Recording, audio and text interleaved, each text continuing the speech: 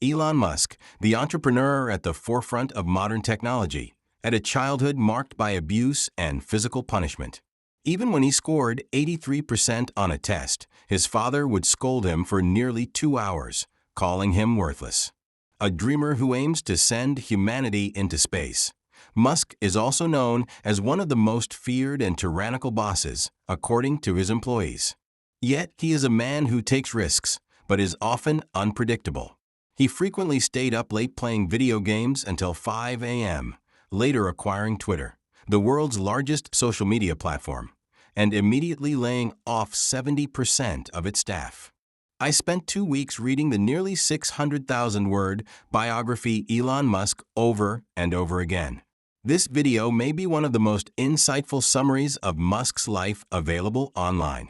After watching it, you'll have a clearer understanding of what one of the world's greatest entrepreneurs and innovators is really like, and just how much his personality and the companies he's founded have impacted the world. In 1971, South African businessman Elon Musk and model Mae Musk had their first child, naming him Elon Musk. He has a brother, Kimball, and a sister, Tosca. The Musk children's childhood was far from happy. Elon often withdrew into his own world, daydreaming, which led the school to suspect he might have an intellectual disability. At school, Elon was frequently bullied by his classmates, with one incident leaving him with a bloody nose.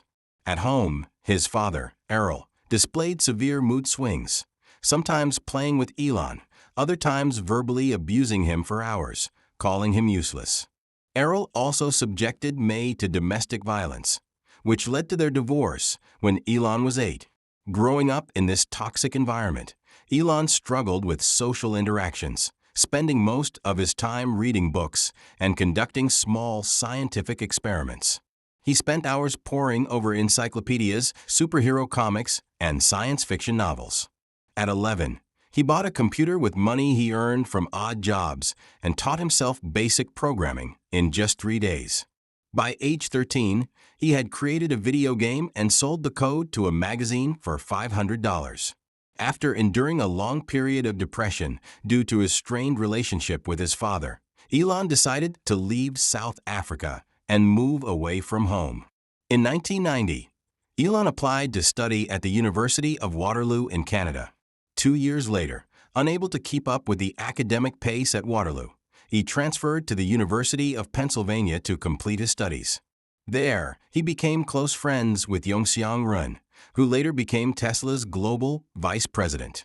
During his college years, Elon was inspired by physics courses, science fiction novels, and video games. He realized that the 3 key factors capable of changing human society were sustainable energy, space travel, and the internet. As graduation approached, Musk had planned to attend Stanford University for graduate studies in materials science to research capacitors that could power electric vehicles.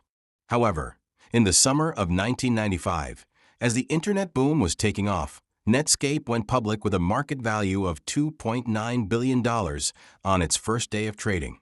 A senior banking advisor, Nicholson, told Musk that he could always return to graduate school, but the internet wave was a once-in-a-lifetime opportunity. So, just 2 days after being accepted into Stanford, Musk dropped out and headed for Silicon Valley. Elon's first startup, Zip2, aimed to replace traditional phone directories and provide business mapping services. With $28,000 in startup funds from his father, Musk and his brother Kimball launched a website. Elon hired 3 salespeople on commission to promote the site door-to-door. As the project developed, they attracted customers and potential investors. To create the impression that the company had large-scale servers, they placed a small computer inside a big server cabinet when potential investors visited. Their first investment came from the California-based venture firm Mellon Davidoff, which invested $3 million. However, this influx of capital caused Zip2 to pivot to providing software for media companies, and Elon was appointed as the technical director. Elon didn't like this shift. He preferred to sell directly to consumers rather than be a behind-the-scenes vendor for media companies. This experience taught him an important lesson. If you're not the CEO, You can't be the chief product officer, and you can't have a say in the product. In 1999, under the leadership of the venture capital firm, Zip2 was acquired by Compaq Computer for $307 million, with Musk earning $22 million for his 7% stake, making his first fortune at the age of 28. Within 6 months, Musk began planning his next venture, an internet-based all-in-one banking system. He registered the domain x.com, kept $4 million for himself as startup capital, and invested the remaining $12 million into developing x.com. In March 2000, x.com merged with a company named Confinity, with Musk becoming the largest shareholder and chairman. Musk had initially hoped to turn x.com into a disruptive social network to challenge traditional banking systems. However, it turned out that the name x.com was often confused with adult websites, while PayPal, a competitor, had broader brand recognition and a larger user base. The founders of PayPal were dissatisfied and planned to pull out, prompting a backlash from x.com's co-founders. In September, while Musk was on his honeymoon with his first wife, Justine, the co-founders took the issue to the board and demanded Musk's resignation. After months of internal struggles, Musk eventually left the company. The central issue in this conflict was Musk's strong desire for control. When it came to fundraising, PayPal was still a successful venture. 2 years later, PayPal was acquired by eBay, and Musk, who had invested $12 million, ultimately received $250 million in return. During a holiday in 2001, Musk told a friend that he still dreamed of working in the space industry, but wasn't sure he could manage it on his own. Specifically, the high costs of rocket and spacecraft manufacturing left him feeling uncertain. But was it really impossible? Elon Musk, rocket engineer Cantrell, and another rocket engineer went to Russia to explore purchasing 2 decommissioned rockets from a Russian organization. They were quoted $1,800 each, which Musk thought was absurd. It can't be that high. $1,200 is definitely out of the question. Is it impossible to buy? Upon hearing about this, Elon's brother Kimball became very angry and decided to use his knowledge of physics to calculate the cost of launching a rocket. This led to Musk's fundamental approach to problem solving, first principles. Starting from the most basic premises, Musk would find the most efficient way to achieve his goals. For example, a rocket is essentially a flying metal object, requiring a material strong enough to withstand the forces and fuel to propel it into space. After listing all the costs, Musk told Cantrell that they could build the rockets themselves. After learning this, Musk's friends carefully compiled a video of dozens of rockets exploding and invited Musk to watch, trying to convince him that making rockets would bankrupt him. After watching the video, Musk agreed with his friend's advice. In May 2002, he founded Space Exploration Technologies Corporation, later renamed SpaceX. Why did Elon Musk do this? Was it for money? In fact, he doesn't need more wealth. One idea from his biography struck me deeply. Technology doesn't develop on its own. Humans are the driving force behind technological progress. Musk wants to be the one to drive humanity to space and to Mars. However, the high costs posed a major problem. In aerospace, component suppliers charge up to 10 times more than in the automotive industry. To address this, Musk took 2 key steps. First, he focused on simplifying designs to reduce production costs. For example, when SpaceX needed a valve, the supplier quoted $250,000. Musk deemed the price unreasonable and decided to make it himself. A young engineer repurposed a valve from a car wash system, reducing the cost to $5,000, which was successfully installed on a rocket. Second, Musk optimized processes by questioning and eliminating misleading industry norms. Whenever engineers proposed specifications or technical requirements, Musk would probe their origins until he found the relevant industry, regulations, or standard bearers. If he couldn't trace them, he'd discard those rules. For example, when engineer Mueller presented a timeline, Musk reviewed it and demanded that they cut the timeline in half. The team worked relentlessly to meet the goal. Their work process was rigorous. From manufacturing to installation, launch, failure, and improvement, they kept iterating. Musk led the SpaceX team in the Texas desert, renting a tripod for $45,000 to repeatedly test rockets. This story teaches two important lessons. First, question long-held beliefs, and you might uncover huge opportunities. Second, after 2 years of relentless effort, SpaceX successfully conducted its first official test launch in the desert. The launch failure was due to a small nut in the fixed fuel line. The Falcon 1 failure prompted Musk to implement a more structured testing process, creating a risk list, reviewing the issues from the first launch, and eliminating 10 identified risks. The second launch, a year later, failed after the rocket crashed 11 minutes after takeoff due to a missing anti-collision partition. Musk's risk list grew to 11 items. These 2 iterations gave SpaceX valuable experience, but also placed a huge financial burden on Musk. In the first year of SpaceX's operations, he also launched the Tesla project. In 2008, during the financial crisis, Musk's brother Kimball tried to withdraw funds from banks to support Musk's cash flow, but the banks collapsed within weeks. Musk candidly stated that if the third rocket failed, it would be his own fault. During that launch, the first and second stage rockets collided, causing the failure. Employees braced for Musk's anger, but he didn't blame anyone. On the night of the failure, Musk informed everyone that the fourth rocket's parts were already in storage at the Los Angeles factory, ready for launch in just 6 weeks. The funding for this launch came from an unexpected financial boost. The Pompeo Venture Capital Fund, formed by those who once forced Musk out of People, had established a fund to invest in startups after reaching financial independence. They decided to fund SpaceX because founder Nozak believed Musk was aiming for something extraordinary, and they wanted to be part of it. Eventually, this fund injected $20 million, enabling SpaceX to attempt the fourth launch.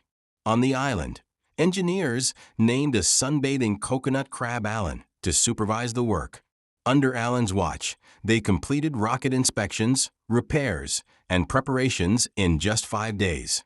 Falcon 1 made history. SpaceX, with 500 employees, succeeded in creating the first privately built rocket capable of reaching its intended orbit from the ground, almost entirely without outsourcing. By year-end, Musk secured a $1.6 billion contract with NASA to carry out 12 round trips between the space station and Earth. This contract saved SpaceX from the brink of bankruptcy and put the company on track. By 2015, SpaceX successfully launched and recovered the Falcon 9 rocket in space. In September 2017, Musk began developing a larger launch vehicle BFR. Following capital logic, if Musk wanted to be a profitable entrepreneur, he could have sold SpaceX around 2018. At that point, Falcon 9 was already a mature product capable of fulfilling orders, and he had developed his own satellite system, bringing in substantial revenue. However, Musk's vision is to send humanity to space, so he continues to experiment with BFR's launches. Back when SpaceX was nearly bankrupt in 2008, someone suggested Musk should give up either Tesla or SolarCity and concentrate all his funds on saving one company. But Musk's response seemed to reflect his desire to save the bullied child he once was. He compared the two companies to his children and couldn't bear to abandon either. Next, I'll tell you how he saved Tesla from crisis. J.B. Straubel, a car enthusiast, was studying energy systems at Stanford when he attended an entrepreneurial lecture. He started wondering if it was possible to connect 1,000 or even 10,000 lithium batteries to create a large battery to power a car. To make this idea a reality, he sought investment and met Elon Musk at a Stanford entrepreneurial event. Musk had always been passionate about electric cars, so he invested in the project. At the same time, a company called AC Motors had unveiled their prototype, the Tsiro, which could accelerate from 0 to 60 miles per hour in 3.6 seconds. After testing it, Musk saw great potential for electric vehicles, but AC motors lacked the ability to scale production. Meanwhile, Silicon Valley entrepreneur Martin Eberhard read about the Zero and reached out to Musk. Eberhard brought engineers Tom Wright and Ian Wright. After meeting with Musk, they decided to invest $64 million in Tesla, with Musk becoming chairman of the board. Thus, Tesla was founded, but the team soon broke up. Eberhard and Wright had serious disagreements, and Wright eventually left the original structure. Eberhard became CEO, responsible for the company's operations. Musk visited once a month, staying updated on product design, but of course, he couldn't resist getting involved in the product himself. Musk dreamed of building a groundbreaking car, but as the modifications piled up, costs and delivery delays became serious issues, and the company's finances were stretched thin. After securing $40 million in funding from Advantage Capital, Tesla finally launched the Roadster prototype. While the Roadster's design might not seem unique by today's standards, traditional electric cars looked very different before its release.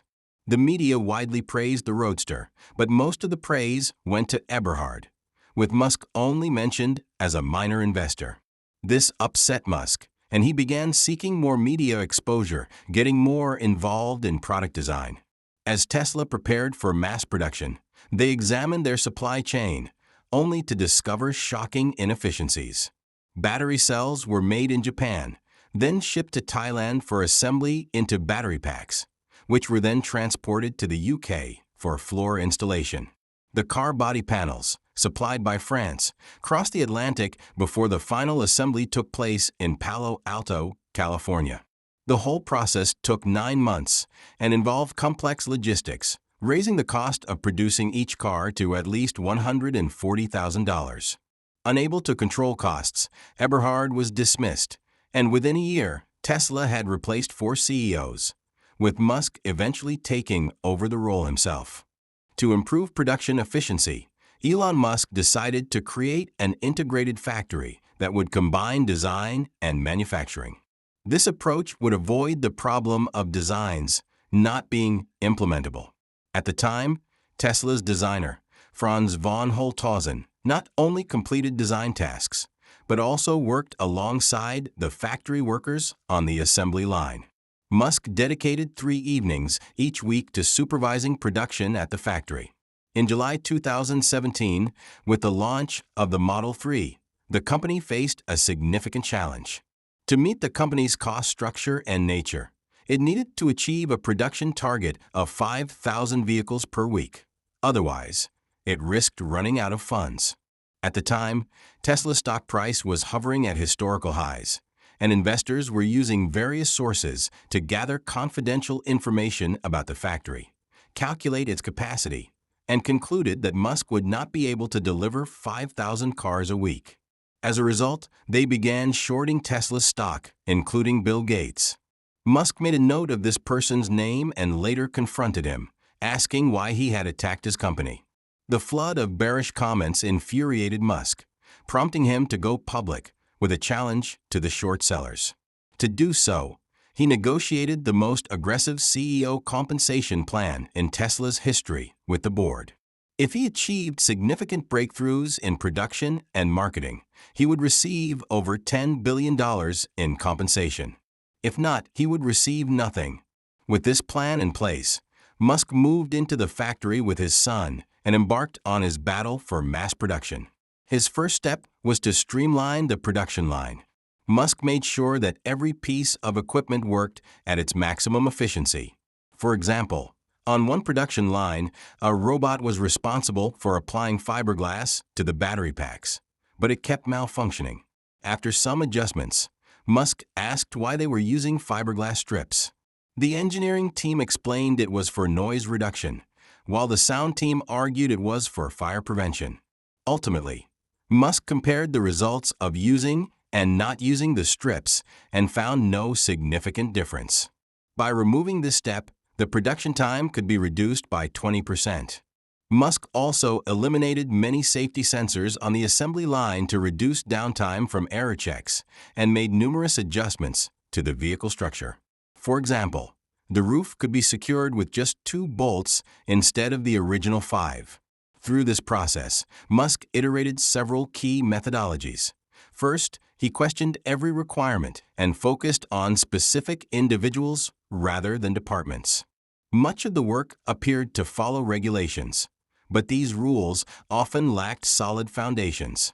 Second, he removed all processes that could be eliminated, knowing that even if they were reintroduced later, they would often be reduced. In July 2018, with the production of a Black Model 3 rolling off the line, the 5,000th vehicle was completed. In October of that year, Tesla set up a joint venture in China and established the Shanghai Gigafactory. Regarding the aggressive compensation plan, by 2022, Tesla's first quarter revenue had increased by 81% year-over-year. As a result of exceeding expectations, Musk earned $56 billion in compensation. However, this push for production came at a cost. Tesla's injury rate was 30% higher than the industry average at the time. The intense work environment also led to widespread dissatisfaction. Many media outlets pointed out that Tesla employees worked 10-hour days under immense pressure, with the constant threat of being fired for mistakes. As a result, the entire company was under significant stress. Behind the efficient operation of the Gigafactory was Musk's hell mode and the constant fear felt by employees. In early 2021, Tesla's stock price rebounded from a low point to 10 times its previous value. That day, Musk's net worth surpassed Jeff Bezos, making him the world's richest person. Musk withdrew into himself, diving into the game Gravity and spending time with his first wife, with whom he had twin children, Vivian, later renamed Gianna after undergoing gender transition. Although Musk wanted to sever ties with his billionaire father, he was still trying to repair their relationship.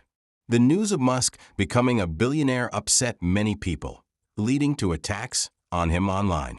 In response, Musk sold all his properties and some Tesla stock, paying $11 billion in taxes to the U.S. government. On Thanksgiving Sunday, while others were celebrating, Musk was still focused on addressing engine manufacturing issues. According to Isaacson's account, Musk spent most of his time in a constant state of battle. Sometimes, he actively sought this state, and if it stopped, he would feel uneasy. He was passionate about setting seemingly unattainable goals and achieving them with unwavering determination. His tolerance for risk was extremely high, and he often questioned all authority. Musk believed that working toward a grand mission was the purpose of life. However, his attitude toward many of his collaborators was harsh. He might harshly criticize employees one day and then praise them highly the next, as though nothing had happened. This kind of behavior, reminiscent of gaslighting, may stem from his childhood experiences and his father's character. Musk placed all his hopes for redemption on his children, lavishing them with care. Beyond that, his concern for humanity was not directed at specific individuals, but rather focused on the grand concept of the human race. In 2012, at the Phil DePue Foundation Conference, Musk met neuroscientist Demis Hassabis, who had founded DeepMind with the goal of developing artificial general intelligence. At the time, Hassabis warned Musk that the advent of superintelligent AI could pose an existential threat to humanity. This remark led Musk to start considering the risks of AI and to invest $5 million in DeepMind to support its research. By the end of 2013, Google's founders, Larry Page and Sergey Brin, acquired DeepMind and set up a safety committee. However, Musk saw this committee as nothing more than a facade. He believed Google had not fully grasped the potential dangers of AI. So he took action by contacting Sam Altman and co-founded what would become the most famous AI organization, OpenAI, to mitigate AI risks. Due to regulatory differences, Musk left OpenAI in 2018 and went on to found Neuralink, a company dedicated to brain-machine interface research. For training AI, the most critical factor is having access to large databases. As of now, Musk controls two key assets: the real-world traffic data gathered by Tesla's autonomous driving radar, and the nearly 500 million human life updates posted daily on Twitter since his acquisition of the platform. We can interpret this biography from two perspectives. From the entrepreneur's viewpoint, Musk is not a businessman seeking speculative profits, but someone who, while bearing immense risks, uses his imagination to create potentially groundbreaking industries and business opportunities. From a personal perspective, his adventurous spirit and self-proclaimed savior mentality are closely linked to the bullying he endured as a child. Remarkably, despite lacking warmth and positive feedback in his personal interactions, Musk stands at the pinnacle of wealth and technology, driving a new wave of technological advancements. His radical and reckless nature makes him hard to approach. But if these flaws were removed from his personality, would he still be the Elon Musk we know today? Perhaps this is the very quality that defines entrepreneurs in the new era.